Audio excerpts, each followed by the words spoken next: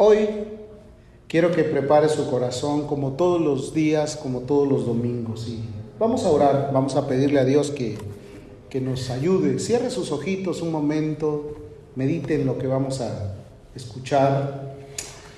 Amado Dios y Padre que estás en el cielo, en la tierra y en todo lugar ejerces autoridad, dominio y poder.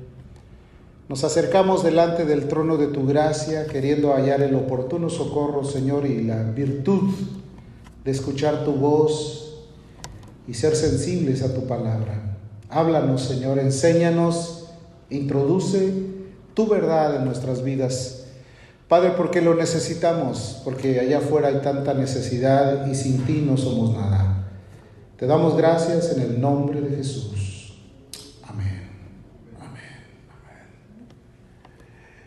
Estamos viviendo épocas modernas, ¿verdad? El mundo nos ha alcanzado, hemos visto que la ciencia, la tecnología nos ha llevado casi a querer superar muchas cosas que nos imaginamos que eran indescifrables, sobre todo para los del siglo pasado, gente que venimos del siglo pasado y este siglo XXI ya tiene tanta información, hay tantas cosas que posiblemente ese sea uno de los obstáculos que tiene la gente para seguir buscando a Dios. Si nos remontamos un poquito a la historia, anteriormente para ser cristiano, la gente tenía que esconderse para poder tener centros de reuniones. Había una persecución tremenda en contra de todo lo que se llamaba cristianismo. La iglesia sufriente, la iglesia que estableció sus fundamentos en Cristo fue a través de la persecución, a través del dolor. Estamos hablando de muchos años atrás. Hoy día la tecnología ha superado inclusive la ficción que anteriormente para nosotros era como que era imposible que eso sucediera. Ahora todo eso lo ha superado. Y todas las cosas ahora ya tienen que ver siempre con parte de la tecnología. Tú compras un instrumento, compras un objeto o cualquier cosa, un enser doméstico, tienes que armarlo, tienes que prepararlo, y si no tienes la oportunidad de entender qué es lo que dice todo ese papel lleno de letras, vas y buscas en el internet y ellos te dicen cómo y qué es lo que tienes que hacer para solucionarlo, todas las cosas. Entonces está lleno el mundo de misterios grandes, misterios sorprendentes, intrigantes, pero yo creo que ningún misterio ha sido tan grande como el que Dios tenga del hombre compasión y misericordia. Y para poder entenderlo, realmente necesitamos ubicarnos en la historia, en el pasado y en los antecedentes históricos de la Biblia para saber cómo fue que sucedió. Antes de que el Salvador del mundo viniera a este mundo, hubo grandes contradicciones en la nación de Israel, de tal forma que la Biblia dice que el pueblo que estaba en tinieblas vio gran luz. Pero las personas a quien Dios preparó o quien Dios utilizó tuvieron que pasar por sufrimientos terribles. La Biblia habla de una joven llamada María, que históricamente, y los que saben, los teólogos, dicen que aproximadamente era una virgencita de unos 14, 16 años, una jovencita realmente, y estaba desposada con un hombre adulto mayor, como era la costumbre, como se estilaba en el pasado, llamado José, un carpintero. Y llegó un momento en que la jovencita fue quedada encinta, porque la Biblia dice que el Espíritu Santo vino sobre ella y quedó embarazada. ¿Y te imaginas todo el conflicto que se llevó a cabo en la vida de esta jovencita? Pensando, ¿y ahora qué van a decir de mí? En un pueblo donde todos los conceptos y preceptos eran muy cerrados, donde cualquier cosa que era anormal o que era completamente diferente era motivo de que una persona perdiera la vida, inclusive por apedreamiento. Llegó el momento en que todo fue superado hasta que el Mesías vino a la tierra. ¿Con qué propósito? ¿Con qué finalidad? Con la finalidad de acercarse a un hombre que se encontraba extraviado y apartado del conocimiento de Dios, separado de la comunión con Dios. Y David, quien fue uno de los salmistas, escribió en este Salmo capítulo 8, dice en el verso 4, ¿qué es el hombre para que tengas de él memoria? Y el hijo del hombre para que le visites. ¿Qué es el ser humano para que Dios se apiade, para que tenga compasión, para que Dios pueda verlo? Si el hombre por sí solo ha tratado de destruirse, de autodestruirse con su forma de vida, con sus acciones, con sus formas de caminar, dice la Escritura, le has hecho poco menor que los ángeles y le coronaste de gloria y de honra. El ser humano, si tú no lo sabes, fue la corona de la creación. Todas las cosas creadas son maravillosas. Todo lo que está alrededor tuyo es algo precioso. Tú puedes ver los animales, puedes ver todo lo que fue creado y dices, qué precioso, qué cosas tan bonitas. Por ejemplo, un ave que tiene un pelaje maravilloso y que te sorprendes de verlo. Inclusive hay gente que colecciona plumas para poder demostrar toda la grandeza de la creación. El hombre supera todo esto. Es mucho mejor el ser humano creado. Dice que le coronó de gloria y de honra, lo exaltó porque fue la corona misma de la creación. Dios te hizo perfecto en todo. Sin embargo, el hombre, en su afán de superar ciertas cosas, ha llegado hasta la autodestrucción. Por eso es que ahora el ser humano ya no tiene control de sus emociones. Dice, le insistes en señorear sobre las obras de tus manos. Todo lo pusiste debajo de sus pies. No hay nadie que pueda superar la cualidad del ser humano. Porque aún animales que son violentos y que tienen una fuerza tremenda, como un búfalo, como un león, como un oso, un leopardo, aunque tengan la fuerza y tengan toda la capacidad, han sido casi detenidos por el ser humano. El hombre ha enseñoreado sobre toda la creación. Tú tienes autoridad sobre todas las cosas creadas. Todo lo puedes ver en cautiverio, en libertad, y tú tienes un mayor dominio sobre las cosas. Entonces, cuando el salmista está narrando esta actitud, está poniendo ejemplos de toda clase de animales. Dice, ovejas, bueyes del campo, las aves de los cielos, los peces del mar. Todo cuando pasa por los senderos, todo ha sido controlado por el ser humano. El problema es que el ser humano no se puede controlar a sí mismo. Y el ser humano ha llegado al punto de la autodestrucción. Por esa razón, el ser humano cae bajo los dominios de las adicciones y luego son insuperables esas adicciones. Hay quienes terminan sin poder superar esas adicciones. Después de tener toda la capacidad de enseñorearse, de llenarse de gloria, todo, es un misterio tremendo que el ser humano no pueda superar, que no pueda controlar sus emociones. Dice la Biblia, el verso 4, ¿qué es el hombre para que tengas de él memoria? Y el hijo del hombre para que le visites. En estas épocas el ser humano está acostumbrado a recordar el nacimiento del Mesías. Está acostumbrado a celebrar, a hacer fiesta. Dice, oh, estas son las épocas más preciosas del año. Jesús vive, Él es eterno y todos los días tiene autoridad sobre la vida del ser humano. Amén. El amor de Dios revelado, querido, es demasiado importante, es impresionante cómo enumerar toda la grandeza de su manifestación en medio de nosotros. No hay nada mejor que el poder conocer la gracia y el amor de Dios sobre nuestras vidas. Dios quiere ayudarnos. Dios está interesado en el ser humano. Dios ha venido a visitar al hombre, te ha venido a visitar a ti. Quiere hacer algo contigo. Pero debemos de considerar entonces de qué manera podemos nosotros hacerle entender a la humanidad o demostrarles el amor de Dios tan grande y maravilloso que Él ha tenido por nosotros. Uno de los primeros puntos que yo quiero que entiendas es que nosotros ni siquiera tuvimos el deseo o la necesidad de buscar a Dios. Inclusive en el mundo entero hoy hay miles de personas que no les interesa a Dios para nada, que están completamente apartados de Dios por sus acciones, por sus formas de vida, no tienen ningún interés en buscar a Dios, y así estábamos cada uno de nosotros. El ser humano piensa que a Dios le corresponde y que está obligado a ayudarnos en el momento de nuestra necesidad.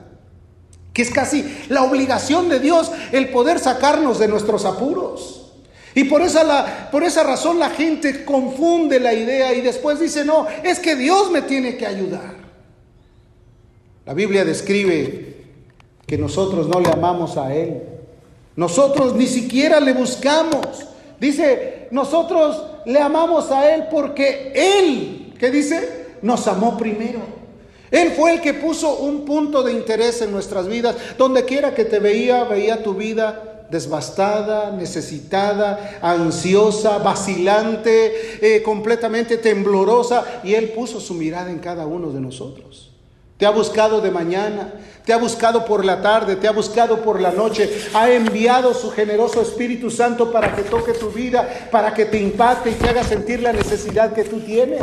Pero el hombre en sus razonamientos dice, no, yo creo que al final Dios me tiene que perdonar porque Dios es bueno. Sí, pero Dios es bueno y tiene que cumplir sus propósitos. Estamos enemistados con Dios cuando no le conocemos. Vivimos al margen de todo lo que es la bondad y la misericordia de Dios. El ser humano vive enemistado con Dios. Y nosotros éramos enemigos de Dios. Hacíamos las cosas que nos gustaban de la manera que queríamos, sin tomar en consideración lo que Dios hacía por nosotros. Fuimos rescatados de una oscuridad terrible, de una vida completamente apartada y separada de Dios. Romanos 5, versículos 6 al 10 dice, porque Cristo cuando aún éramos débiles, a su tiempo murió ¿por quién? Por los impíos. No por los buenos, porque el sano no tiene la necesidad de médicos. El que está bien en condiciones no va al médico, hermano. Va al médico el que se siente desfallecer, el que siente que tiene algún problema, el que tiene alguna afección, un dolor. Esa es la persona que busca la ayuda. Y cuando lo siente, parece ser que le urge que le den el diagnóstico claro para salir rápido de su problema. Pero el hombre que no tiene dolor, el hombre dice, no, ahorita no necesito a Dios. Por eso el razonamiento de mucha gente, ay, cuando sea yo viejo, lo voy a ir a buscar, ahorita déjame vivir mi vida. El joven también piensa igual, no, ¿para qué buscar a Dios? Ya en el tiempo que sea necesario. O el viejo dice, no, eso déjalo para los jóvenes, yo ya estoy para entregar el equipo en cualquier momento, yo ¿para qué lo busco? Entonces el hombre vive así. A su tiempo Jesús murió por nosotros, sin que lo mereciéramos. Estábamos enemistados. Ciertamente morirá alguno, dice, por un justo, con todo pudiera que alguno osara morir por el otro. Ninguno de los que estamos aquí diría, yo voy a pagar la culpa de este que está en problemas. No, cuando oyes de culpabilidades dices que se las arregla como él pueda. Yo no hice nada y él es el responsable. ¿Quién se atreve a decir, yo voy a dar mi vida por este? Tenía que tener mucha compasión y mucho amor. Eso lo hizo Dios. Dice que Dios muestra su amor para con nosotros en que siendo aún pecadores, Cristo murió por nosotros. Mostró su amor por nosotros. ¿Y qué clase de amor, hermano?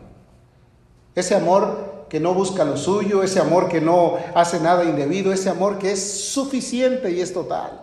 Un amor que ni siquiera a veces podemos llegar a comprender cuánto me ama, de qué manera me ha cuidado, cómo me ha rescatado de los problemas en los que yo mismo me he metido, de qué manera ha tenido compasión y paciencia sobre todas las cosas, porque si no hubiera sido por su misericordia, hermano, nosotros ya hubiéramos sido consumidos. Nuevas son cada mañana las misericordias de Dios. ¿Cuántos de nosotros ya hubiéramos sido exterminados? Pero gracias a su bondad, gracias a su amor, ¿verdad? Pues mucho más, estando ya justificados en su sangre, seremos salvos, dice, de la ira que ha de venir.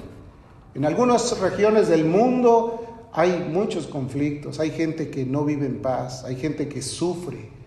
Tienes el privilegio de vivir en los Estados Unidos, donde hay ayuda, donde en cualquier lugar te pueden ofrecer la mano, donde hay centros de asistencia social, donde hay gente muy compasiva todavía, donde todavía puedes obtener algún beneficio para sobrevivir, pero hay lugares donde no. Hay gente donde la gente tiene que vivir esperando a ver quién se descuida para agarrar algo. Y no está justificado para nada, sino al contrario, es por el derecho o por el sentir de sobrevivencia. Es terrible, querido hermano. Dios muestra su amor para con nosotros. Ya hemos sido justificados, Él mostró su amor, nos perdonó, hemos sido salvos de la ira. Dice, porque si siendo enemigos fuimos reconciliados con Dios, si anteriormente que vivíamos en antecedentes contrario a Dios, fuimos reconciliados por Dios con la muerte de su Hijo, mucho más estando reconciliados seremos salvos por vida. Qué amor tan precioso, que no solamente te reconcilia con Él, sino que aparte te salva de la ira que ha de venir sobre el mundo. Hay países donde no se vive en paz, donde la gente tiene que estar casi encerrada porque hay violencia. Estamos viviendo en un país donde hay todo lo que tú necesitas, pero hay lugares donde la gente sufre mucho, donde sufre por su integridad física, sufre por las necesidades económicas, sufre por las necesidades de alimentación, sufre por las condiciones médicas, sufre por muchas cosas. Y muchos posiblemente provenimos de algunos países donde las cosas no son nada agradables. Entonces, ¿por qué no comprender ese amor tan grande? Él nos amó tanto que estuvo dispuesto a adoptarnos. Nos dio una adopción que, no siendo hijos, hermanos, nos agarró y nos rescató. Tú posiblemente en tu mente digas, no, difícil que yo adopte a alguien. La adopción, agarrar a alguien que no es parte tuya, que tú le des el privilegio de ser igual a los demás que tienes, que tú los cuides, que tú los protejas, que tú hagas todo lo posible y que sobre todo le pongas una coraza de mayor protección porque es alguien quien lo tomas como parte tuyo. Eso fue lo que hizo Dios por nosotros. Muchos aman a sus familias, a sus hijos, y cuidan de ellos y están pendientes de que su vida crezca, camine en armonía, que todo lo tengan, que no les falte la educación, que no les falte la asistencia médica, que no les falte el alimento, y están ahí atentos. Y otros han visto cómo sus hijos se han escurrido de sus manos y han perdido la autoridad sobre ellos. Pero que tú tomes la posición de decir, esta persona, esta criatura, este niño o esta niña, la voy a tomar como parte mía y le voy a dar todo mi amor, todo mi cariño. Dios mismo lo hizo. Nos adoptó como hijos, porque éramos hijos de la ira, hijos de desobediencia, hijos completamente apartados de Dios. Nos adoptó, nos hizo suyos. Dice la Escritura, a lo suyo vino para un mundo necesitado, pero los suyos no le recibieron. Le rechazaron, dijeron, no queremos de ti nada, estás haciéndonos perder el tiempo, nos perturba tu presencia, vete de aquí, no hagas nada, estás haciendo algo indebido, y lo reprendían y lo echaban fuera. Dice, pero los que le recibieron, los que creyeron en su nombre, les dio el poder, les dio la autoridad, les dio el dominio de ser hechos hijos de Dios. Amén. Cuando tú crees en Él, Él te adopta como parte de Él. Eres parte de la familia de Dios. Eres alguien a quien Dios va a proteger y va a cuidar. Ningún padre deja abandonado a sus hijos. Los hijos ya cuando tienen autoridad en su mente, donde ya piensan que pueden hacer su emancipación, se van y se hacen su vida y de repente los ves destrozados. Pero a veces Dios tiene que tratar con cada persona, porque el trato de Dios es personal, querido. No porque tú seas cristiano, automáticamente tus hijos tienen que ser cristianos. Ellos tienen que tener un trato especial de parte de Dios. Tú preocúpate en enseñarles y darles la formación necesaria, pero Dios se va a encargar de tratar con ellos, porque Él va a cumplir su promesa. Él dijo, cree en el Señor Jesucristo y tú y tu casa van a ser salvos. Tú tienes que tener la confianza de que lo que Dios te prometió lo va a cumplir con tu familia, pero tú vas a guardar el concepto de serle fiel a Dios. Amén. Porque a veces queremos que Él se encargue Dios de todo. Ay, que se encargue Él. No, quiere ver tu actitud, quiere ver de qué manera estás siendo fiel, cómo te comportas delante de Dios, de qué manera estás obedeciendo sus preceptos. Y yo te aseguro que cuando eso sucede, Dios cumple sus promesas, porque Él es fiel para cumplir lo que les hace falta. Entonces nos adoptó, nos hizo parte de Él. Aparte nos ha dado la dirección, no solamente de su palabra, sino de su precioso Espíritu, que es la tercera persona de la Trinidad. Dios mismo ha querido venir a morar en nuestras vidas para guiarnos a toda verdad y a toda justicia, para llevarnos, para hacernos florecer en medio de un mundo que está lleno de caos. Dice, porque todos los que son guiados por el Espíritu de Dios, estos son ¿qué? Hijos de Dios. Un hijo de Dios sabe que tiene que congregarse, y el día que no se congrega, el Espíritu le está diciendo, no te dejes de congregar. Cuando rechazas al Espíritu, olvídate, le estás poniendo en tristeza. El que es hijo no necesita que le estén llamando por teléfono. El que es hijo no necesita que le estén yendo a buscar o a tocar. El que es hijo de Dios sabe que hay un lugar a donde va a ir a buscar el rostro de Dios, y va a tener un lugar a donde los santos se juntan, porque donde los justos se alegran, ahí es grande la gloria. Ese es un hijo de Dios, da conceptos de su vida, hace manifiesta la presencia de Dios en él. Pero cuando no es hijo, hermano, aunque le tires el látigo, no busca a Dios. El hijo de Dios conoce sus mandamientos, sabe, es obediente, es consciente de lo que tiene, sabe que el que lo llamó no es cualquier persona, no es el jefe de la industria o del departamento fulano, es el Rey de Gloria, el Todopoderoso, querido. Y ese te guía a toda verdad y a toda justicia. Son hijos de Dios, pues no habéis recibido el espíritu de esclavitud para estar otra vez en temor, sino que habéis recibido el espíritu de adopción, por el cual clamamos, Abba, Padre.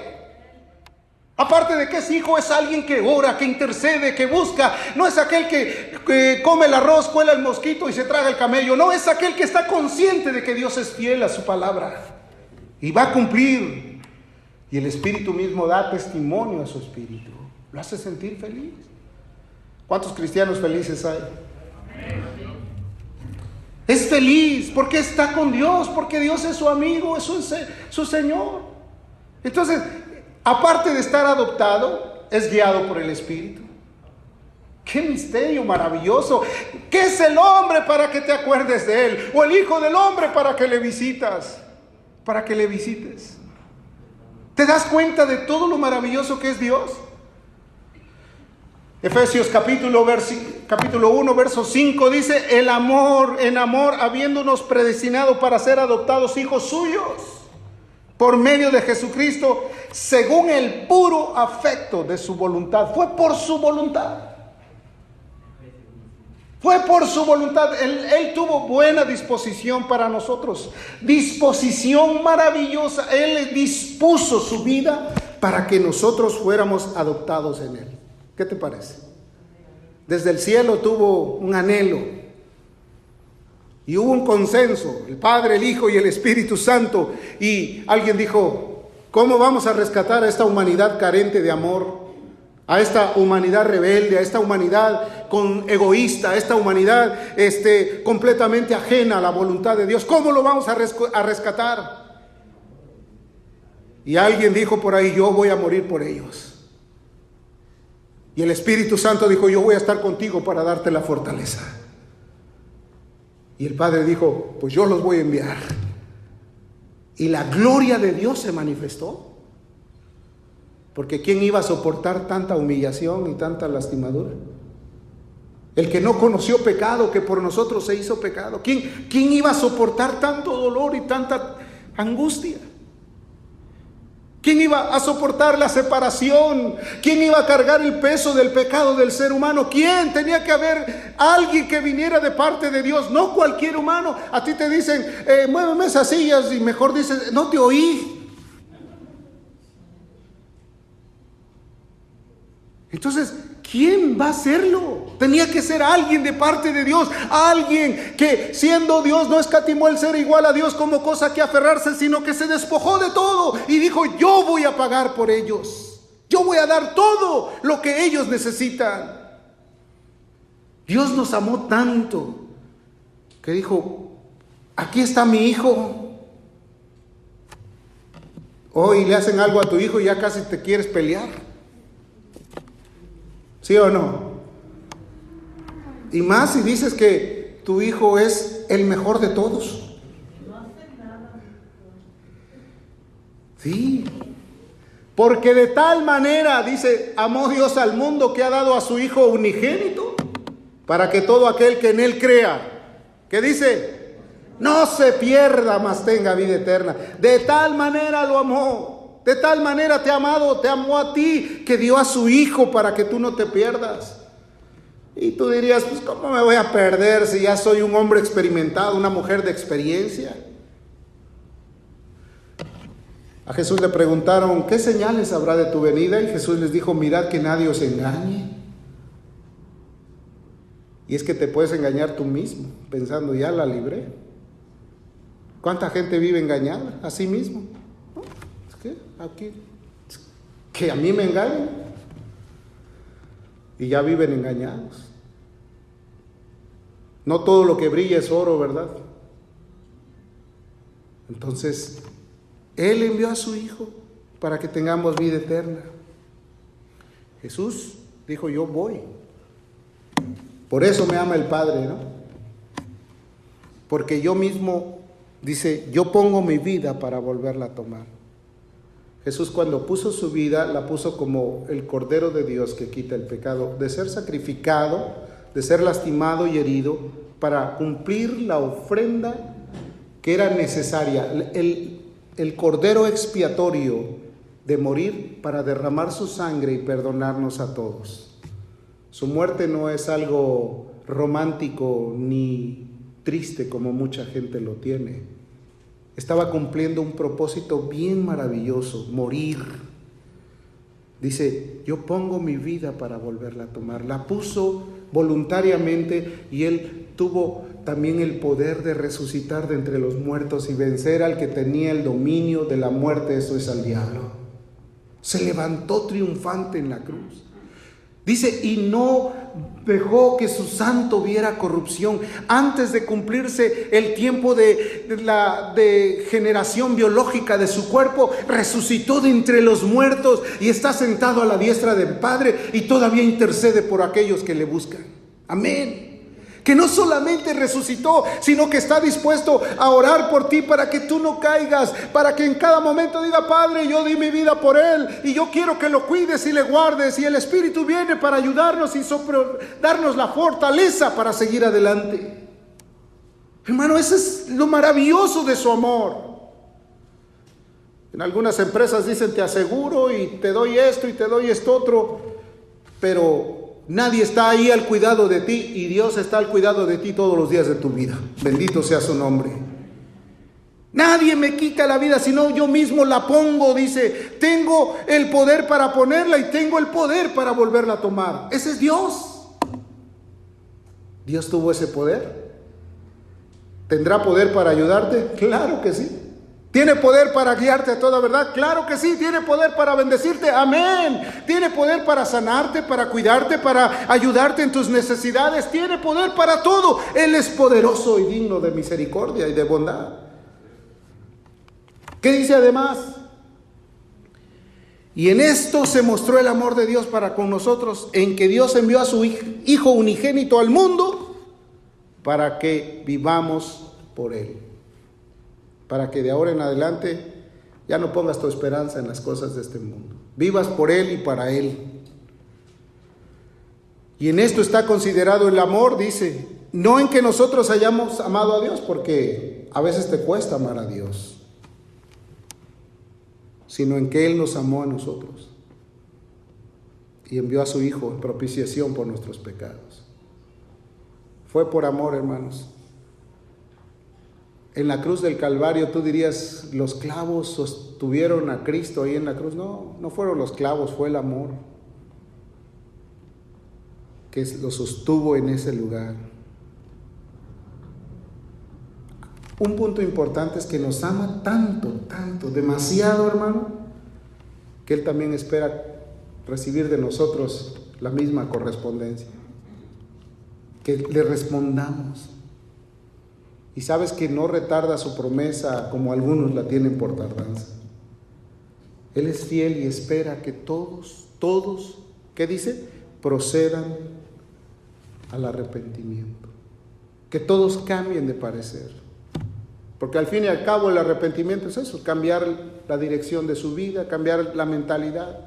Dejar de pensar como siempre hemos pensado, considerar ahora lo que Dios quiere para ti, estar dispuesto a cambiar nuestra ideología.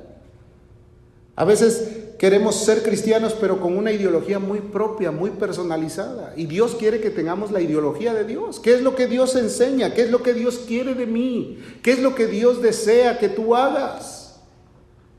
¿Por qué crees que hay en el mundo miles de religiones y cada una asegura tener la verdad? Cada una dice yo esto y esto otro. Y la verdad está en Cristo porque Él es el camino, la verdad y la vida. Nadie más tiene otra verdad. El amor de Dios es la influencia que cambia. Hermano, cuando alguien se enamora, cambia porque cambia, ¿sí o no? ¿O sigue siendo igual? Porque sabe que el amor cuando es recíproco, pues hay muchos beneficios también. Y todos hablan según les va en la feria. Pero el amor es así, cuando está la persona enamorada, mira, los hombres que no se bañan hasta se bañan, con tal de causar una impresión. Amén. Y los que no disparan se ponen muy espléndidos con tal de ganar beneficios. Amén. El amor es la influencia que mueve realmente la conducta, el comportamiento de la gente. Cuando la gente ama, hermano, no se anda con miramientos. Está dispuesto a todo, ¿sí o no? Todo lo da. Y el que diere todo por causa de este amor, de cierto lo menospreciarían, dice el libro de Cantares. ¿Sí? ¿Cuántos padres sufren? Ay, ya deja esa relación, te está dañando, es tóxica, pero sácalos de ahí. ¿Sí o no? De seguro recuerdas a tus padres lo que te decían.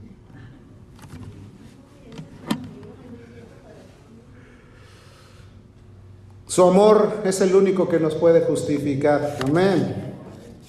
A través de su amor hemos sido justificados. Dice, porque nosotros también éramos en otro tiempo insensatos. ¿Cuántos están de acuerdo con este texto? Rebeldes, extraviados, esclavos de concupiscencias y de deleites diversos, viviendo en malicia y envidias, aborreciendo y aborreciéndonos unos a otros.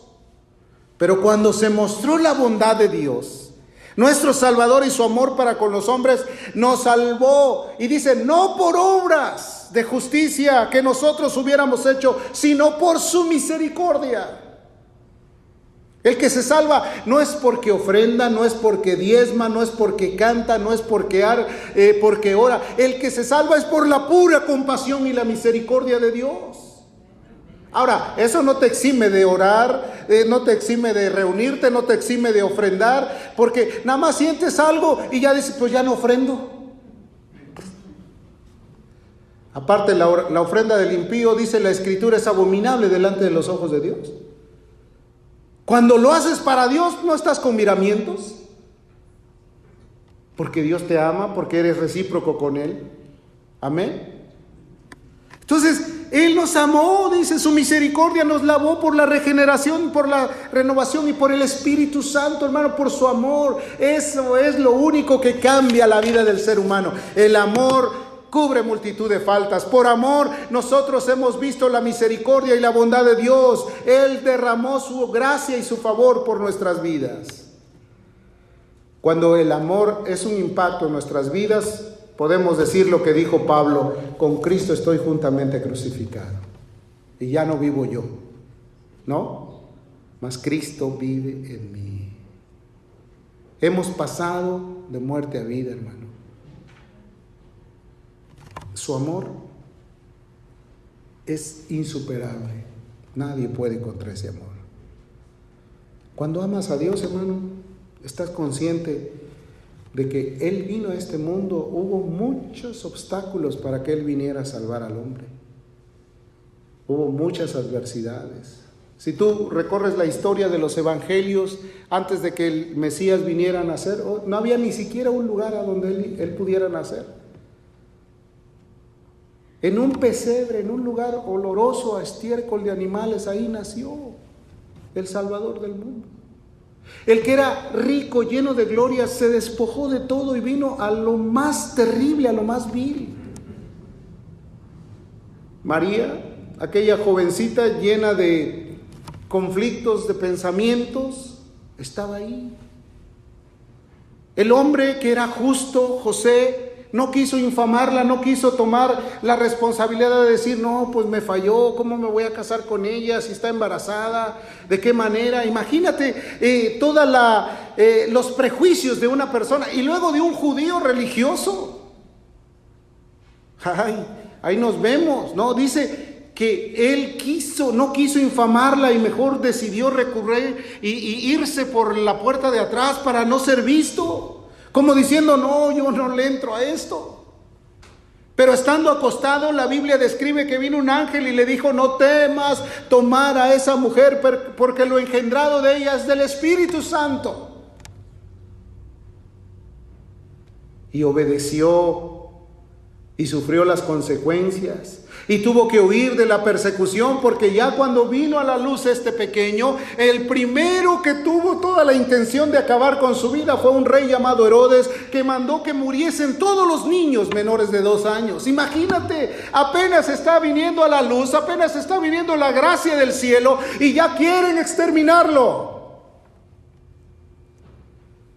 Y tuvo que irse a Egipto para poder esconderse de los designios de este hombre. Hermano, su amor no es comparable con nada. ¿Y sabes por qué lo hizo? Porque no quiere que ninguno se pierda, hermano. Él no retarda su promesa, como algunos la tienen por tardanza. Él te ama tanto. Y te ama tanto que desea de ti lo mejor, porque Él dio lo mejor. A veces nosotros damos lo que nos sobra. Dios dio a su Hijo y su Hijo murió por nosotros. Amén. Prepara tu corazón para contribuir con Él, con tu vida, para los demás. Y nosotros sabemos, dice, que hemos pasado de muerte a vida en que amamos a los hermanos. El que no ama a su hermano permanece en muerte. Todo aquel que aborrece a su hermano se vuelve homicida. Ningún homicida tiene parte en el reino. Pero hemos conocido el amor en que Él puso su vida por nosotros. También nosotros debemos poner nuestra vida por los hermanos. Amén. Y su amor cumple un efecto en tu alma que nos constriñe. ¿Qué es eso? Esas palabras dentro de nuestro lenguaje español a veces ni siquiera los utilizamos. Nos constriñe es como que nos aprieta. ¿Cuántos han sentido así como que, hasta sentí una presión en el pecho? Cuando sienten, que dicen, tengo un nudo en la garganta, siento aquí una opresión en el pecho. El amor de Cristo nos constriñe. Pensando esto, que si uno murió, luego todos murieron. ¿A qué se refiere? Que mueras para ti, que mueras para tus pensamientos humanos y que digas como Pablo, ahora vivo para Él, para el Dios del cielo. Cierra tus ojos un momento. La voluntad de Dios es tu salvación. Esa es la voluntad de Dios. Tu perdón, que tú vivas y crezcas para Él, que tú le ames conforme a su gran misericordia, como Él te ha amado a ti. Hermano, Él derramó su sangre en una cruz violenta. La cruz es una señal de maldición, porque la Biblia dice, maldito todo aquel que es colgado en un madero. Él llevó toda nuestra culpa en esa cruz. Él murió por nosotros para darnos vida. Es su amor, hermano. Antes de que viniera Él a este mundo, el mundo estaba lleno de conflictos y de oscuridad. Pero Él vino a iluminar. Él vino a traer vida. Él vino a manifestar su amor. Él vino a brillar en medio de la oscuridad. Ese es el misterio más grande, en que a su tiempo Él murió por los pecadores. Y Pablo dice, palabra fiel y digna de ser predicada por todos, que Dios amó al mundo para venir a salvar a los pecadores, de los cuales yo soy el primero. Se ponía en el primer lugar y yo me pongo en el primer lugar. Él quiere que tú vivas para Él, que tú cambies, seas un cristiano auténtico, real. Alguien que está consciente de que Él derramó su sangre en la cruz para darnos vida y vida abundancia.